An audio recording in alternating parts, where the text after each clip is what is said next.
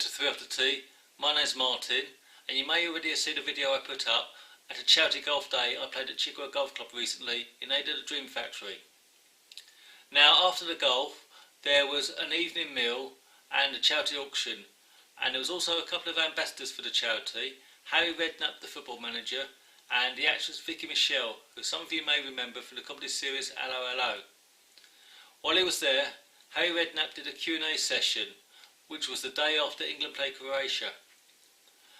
Vicki Michelle also got up and said a few words about the charity.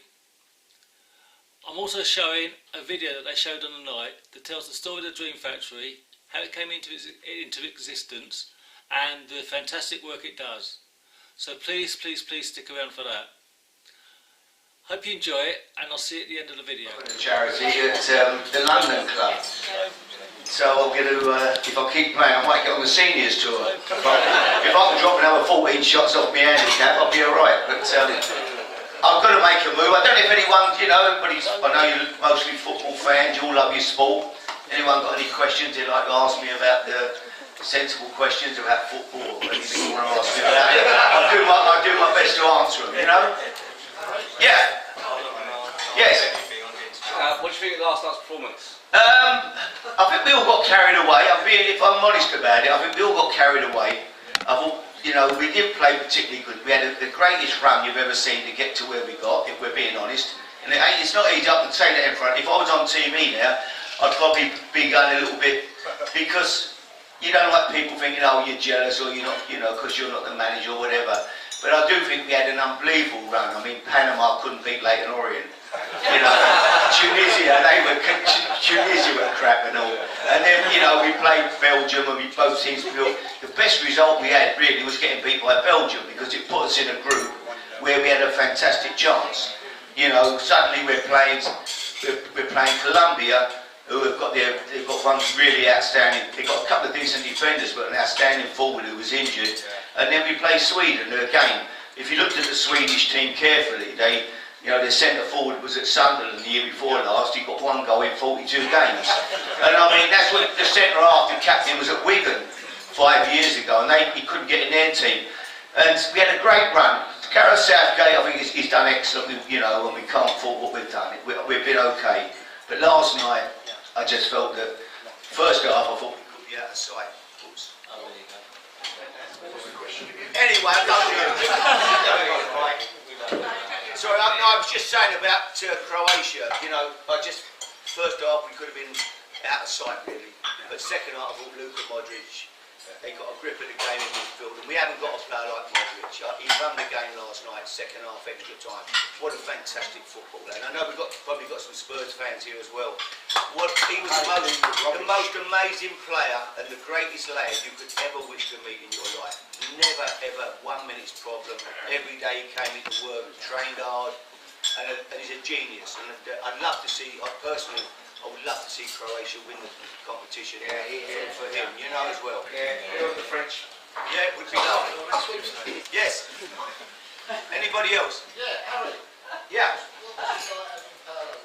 The cameo was fantastic. He was warm, he was mad, you know, but he was every day was a test with the cameo.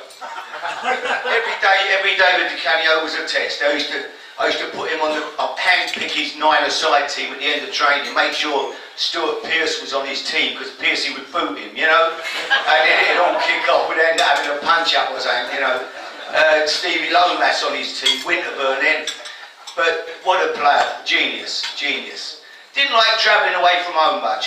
Quite often he'd go missing if we were going to Liverpool or somewhere up north, he'd throw a wobbler in. And he wouldn't fly, he didn't like flying. We got to the airport, one day I remember getting to Stansted, we were going up to play our Sheffield Wednesday or Buddy's old club or whatever.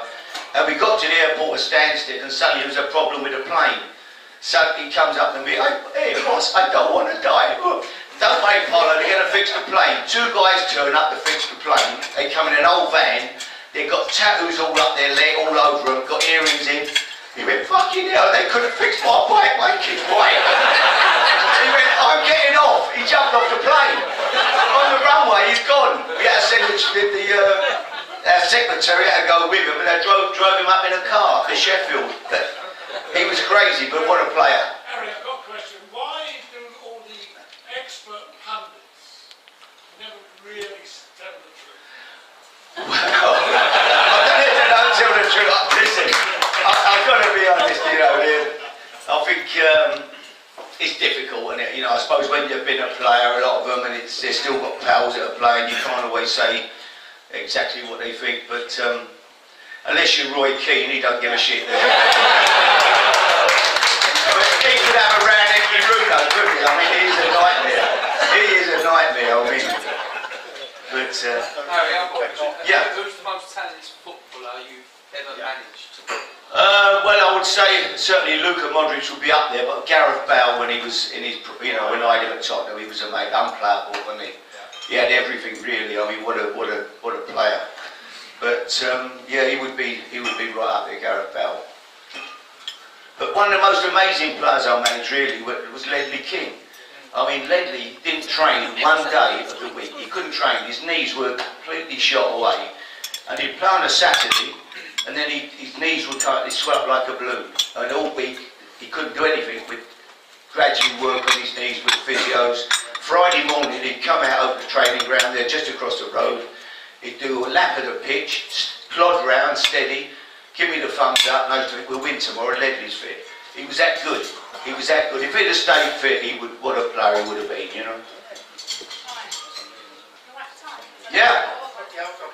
Just going back to last night, would you have made any different substitutions to Southgate? Difficult. You know, it's hard to second guess really. You know, the managers, he's done well, Gareth, and yeah, it's easy in hindsight after the game to say, I wouldn't have done this, I wouldn't have done that. So, you know, I think that they just got a grip of the game second half, you know, and suddenly they, technically, I think they were maybe just at the edge on us. But overall, as I said, we played well enough, but we haven't really. But there have been some real bonuses, I think. Harry Maguire, I mean, what a centre-half he was. I mean, he's a player, really. I mean, if he was at Arsenal or Tottenham don't need him, but, you know, Arsenal or somebody, Chelsea or anybody, I mean, what a player he'd be with somebody. He's a fantastic competitor. Would you have taken Jack Wilshere? Yeah, I like Jack, yeah. I think he's a good player. You know, when he's fit, he's a top player. I think he's a good signing for West Ham. I think West Ham have made some good signings. I think, you know, I like it this year. They brought in 4 or 5 players already who look decent. So I think they're in for a better year next year. Yeah. Cluffy likes to drink. Yeah. Fergie likes to drink. Who was the best drinker? All the managers. The best drinker? Sam Allardyce, I would have thought. Or Sam's missus. She could do a dozen pints. You wouldn't like to have a fight with her. But, no, I always enjoyed going up to see Fergie. I mean, he used to get a nice bottle of wine in. And then we used to sit in his office, you know, true story. We'd be in his office having a bet on the 2:45 at Newmarket or somewhere for a 3 o'clock kick-off. His horse? No, anyone's horse. We used to just go in there and then he'd say, I've got one in the 2:45 hour, and suddenly I can hear the players coming in. You can hear the Alex, I better go. He goes, no, watch the break. Quick, there's only 2 furlongs to go. I was, Alex, I better. You know, it was all right for him. He had a great team. He used to beat you every time. So, although we've been there and beat him a few times, but. Hopefully he's recovering. I've not heard much about him lately. How disappointed was you didn't get Oh well, at the time it was a disappointment, but you know it was. You know, I'm not one of them people who go away and go home and feel. You know, I was lucky. I had a good job at Tottenham, but then a couple of months later I was gone from there. So, but you know, I don't look back and think, oh, I've been lucky. I've had a fantastic time and met some great players and managed some great players. So, yeah, I've been lucky. It's been good. One last one. So, Yeah, as a West Ham fan, there you go. Big time. I'm forever drinking doubles. That was Bobby's song. That was Moro's song. I'm forever drinking doubles. Just for everyone here, we met each other a few times on the training ground at Spurs. What was it like having to get up every morning and get all the players up there and get them trained up, and then just the eve before the game? Just give everyone an insight what it was. Well, it was difficult. Listen, when you're only getting 100 grand a week, it got me, the players I'm talking about. It was very difficult. It's like Darren Bent, wasn't it, when he missed that goal that day from about a yard off the goal line when he had to head it in last minute against Portsmouth. And I said, my old woman could have scored that. And he never spoke to me yet. He got the raving up. But, you know, but for 80 grand a week, I thought he should have put that in the goal, you know. It wasn't asking too much of him. But, no, they can't take too much criticism now. It's all changed. They're very precious. They've all got their agents ring the chairman if you upset them. And that's how the game's gone a little bit. But, yeah, but it's still a good game. But, good. Anyone else? You better get off. Huh? She's not actually. Harry, Yeah. what's next for you? Next week, In the game. London Club tomorrow. In the game. Another man, lose another dozen golf balls. In football. In football. Anything that? Yeah, I'm managing. I've just come back from Ireland. I've made a fantastic film out there. I've managed the Gaelic football team, right? I went over and managed the Gaelic football team. Gianluca Vialli. It was a game that took place 20 years ago and ended in a big controversy. So they've reenacted, I've gone back to this little village in Castle Haven outside of Cork to manage their Gaelic football team. And Vialli's managing the team just outside Dublin, and we're going to play each other in August. So I've been doing that, but next month I've got 11 ex-footballers to manage, right? And it's called Not Fit to Play. I've got Razor Ruddock, Paul Merson, right? John Barnes, right? He'll have a heart attack because he'll. But I've got 11 of them, and like, I'm the manager, and I've got 10 weeks. It's going to be for ITV. I've got to get them fit to play. Now, what chance have I got? Now, we're going on a bonding session to Spain. I'm going to say to them, all right, lads, I want you in by 10:30. They go, what do you mean, Harry, in the morning? You know. I'll say, what chance? I couldn't get Razor fit when I managed him at West Ham. What chance have I got now? But I remember DiCanio coming in one morning. He come in and knocked on my office. Fucking hell, boss, he went, we are warming. There's some ladies here. We are supposed to be stretching, warming up, he said. Razor Ruddock. Oh, last night I drank 12 pints. Oh, I was all night, he went, you know. And he said, we are supposed to be professional. I said, don't worry, I'll have a word with Razor, but he didn't change. That'll be why I cut from 12 pints to 11. But I'm managing this lot anyway. I'm supposed to be trying to get them fit to play a game against the rest of the world or so. It should be fun. Good luck. Good luck, I'm going to need it. Good job.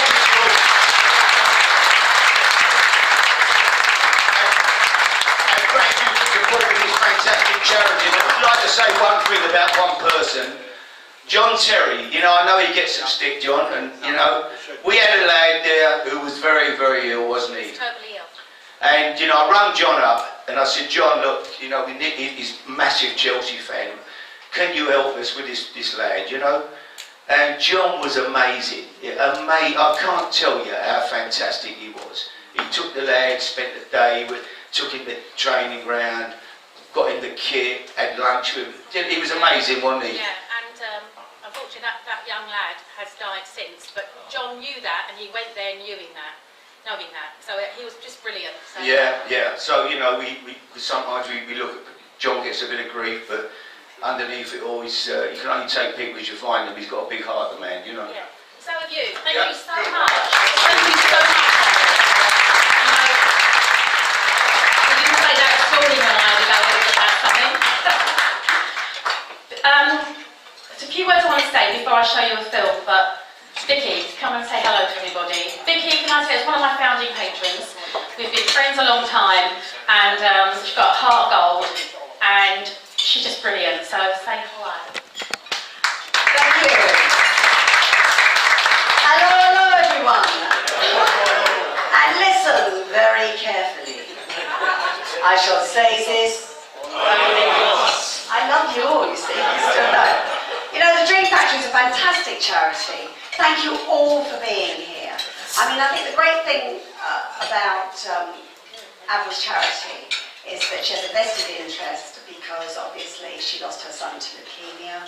And I met Avril. How I got involved was I met Avril in the swimming pool at the Marriott Hotel. And she went, you're Vicki Michelle, aren't you? She said, I'm Avril. Hello, hello. do you want to become involved with my charity? And at that time she was involved with another charity, and then she started her own. And she has gone from strength to strength. And I've supported her all the way, because not only does she grant amazing dreams, but also, do you know what, there's not loads of money going off to loads of people. So that all your money that you raise today is going directly to the Dream Factory. Did you want to say something then? No? No? Okay. And I think that's the greatest thing, that we know the kids are getting it, and that's really important. And I have to say, I loved Harry Redknapp. I think he should do stand-up. Don't you think he's brilliant? I think he should definitely do stand-up. And thank you all for being here today. And a big round of applause to all of you, and to Avril for having such a fantastic charity and giving dreams to kids that would never have that. So please, give a big round of applause. So we've said thank you to Harry and to Vicki. I want to say thank you to a couple more people. One is to my son Josh, who plays golf today. He's an ambassador for the Dream Factory. I also want to tell you a little bit about what we do. So, as you'll know, we grant dreams for children with life-threatening illnesses or severe disabilities. They've got to be between the age of 3 and 25. So far, we've granted 430 dreams in the 10 years we've been going. Today, we had a dream go out to a young lady who wanted to have tea at the Ritz Hotel and a special Mac computer, and that was granted today. Tomorrow, we're sending 2 children with Duchenne muscular dystrophy to India to meet family they've never seen before. So all this takes a lot of organising, it takes a lot of money, it takes a lot of patience and a lot of goodwill by a lot of people. And yes, I have mainly volunteers. I've got a couple of part-time paid staff, but other than that, it's mainly volunteers. It's hard work, but it's really worthwhile. And as some of you know, who know me, yeah, I did lose my son Oliver to leukemia, and he was my inspiration for starting this charity. Some of you have been supporting me and the Dream Factory for years, so thank you. And those of you that haven't and have just met us today, thank you for coming and for supporting us. Really appreciate it. Dreams cost anything from £500 to maybe over £3,000. I want to thank all of you for coming today, but what I want to do now is I want to show you a film which says it all. So if I can ask you to position yourself where you can see one of the screens. We've got a screen there behind, just over there, Sally, and a screen there. If you can't see a screen, maybe you could just stand up so you can see the screen. And we're going to show you this, and after that we'll have an auction. But can I just say that everything's been donated today by the auction. At the Dream Factory, we don't pay for things like that. We don't pay for celebrities, we don't pay. She doesn't pay for anything. Unless it's for me, personally. For the charity, we don't. We don't like to waste money. Huh? Yeah, we do get a lot. Right, so, if you can all, we ready, are we? Can we have the lights down?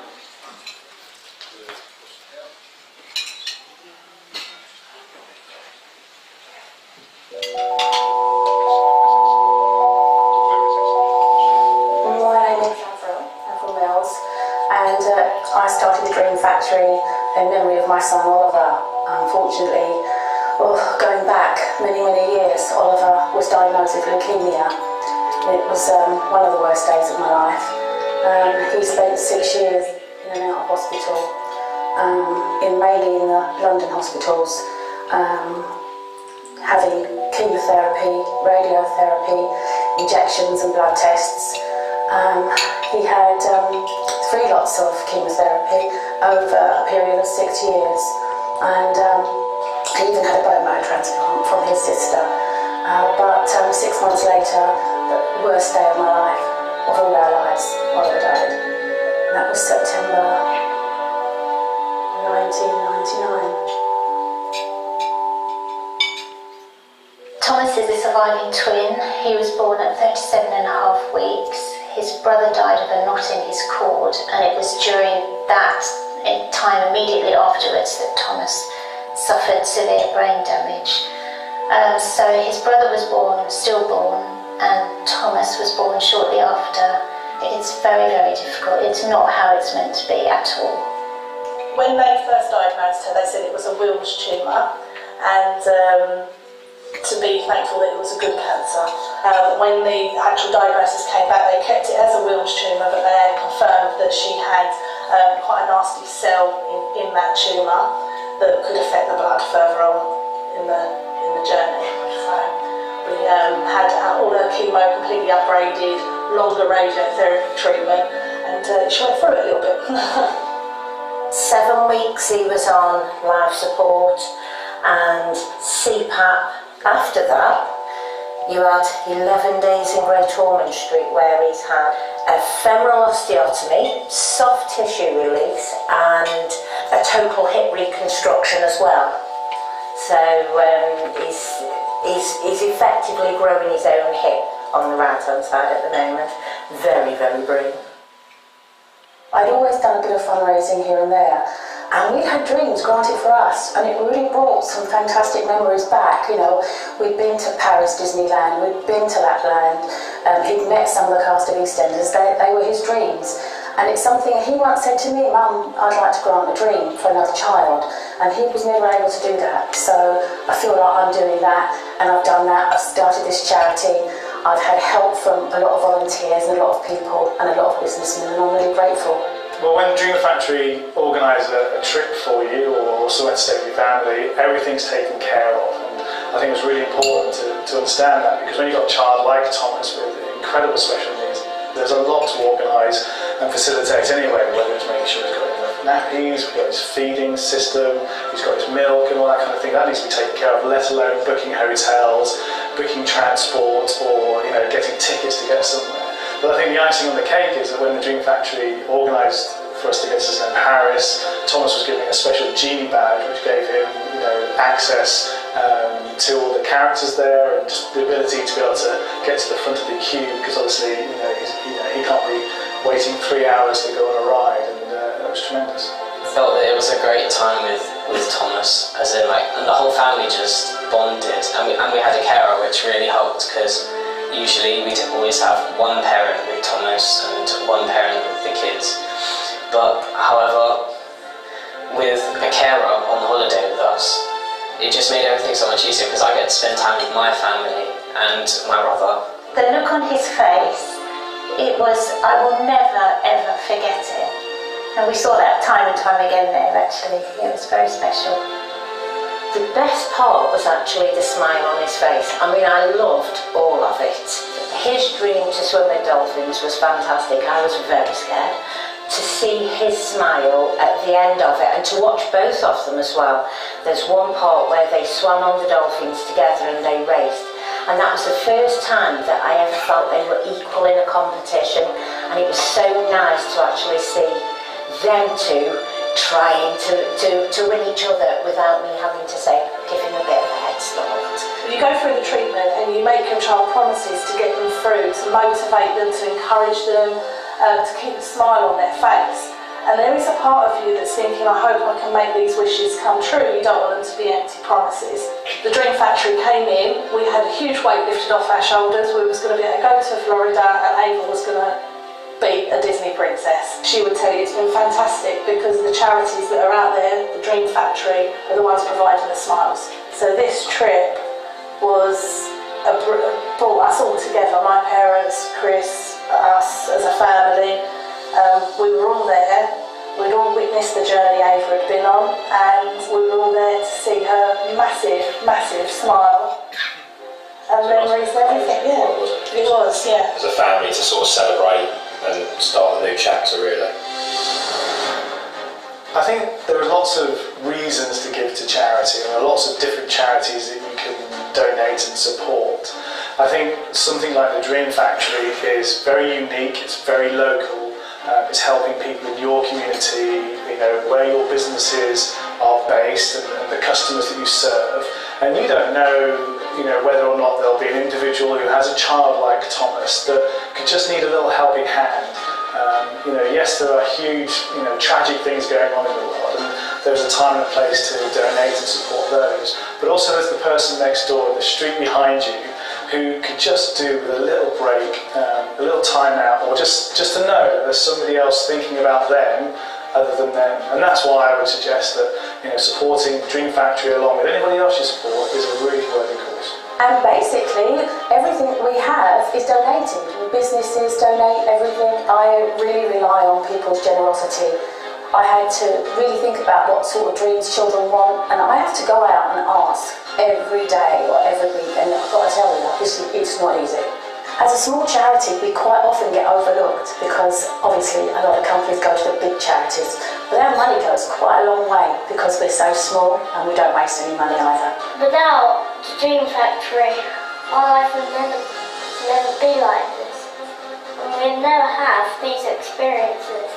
So thank you to all of you for just making these dreams come true. You really are giving us a gift that makes memories. We don't know how long we have our children for, and we may only have those memories, so thank you. The sponsors that support the Dream Factory, there's one thing I can say to everyone, is thank you. Thank you so much. You know, I strongly encourage them to carry on doing it. They're doing a fantastic job. Without our patrons, without our businesses, without our donations and our volunteers, there would never be a Dream Factory. So please keep supporting us and help us grant dreams for all these very special families. We're the Jackson family, and Thomas's dream was to go to Disneyland Paris. We're the Traveller family, and Richard's Dream Factory dream was to go to Portugal and swim with dolphins.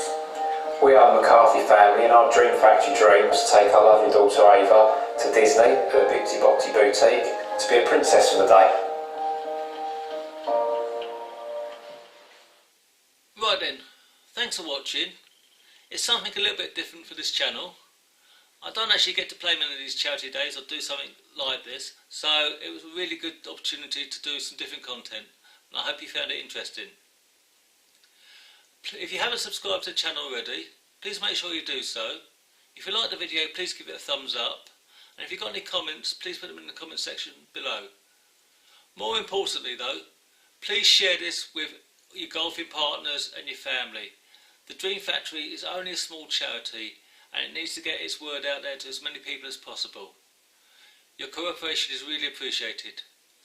Thanks for watching, and I'll see you for another video very soon.